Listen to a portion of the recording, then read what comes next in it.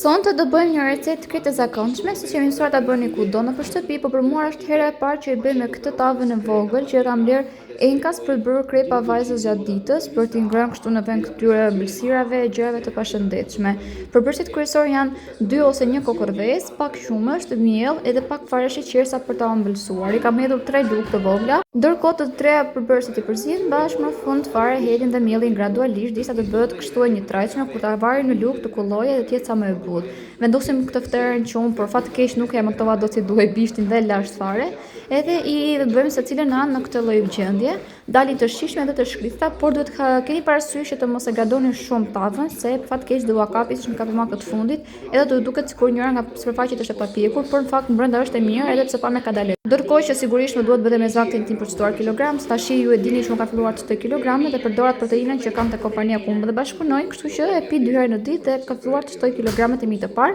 siç kam shtuar edhe para pak muajsh dhe 8 kilogram. Ti më shkruaj nëse do info për këtë program ose bëj follow.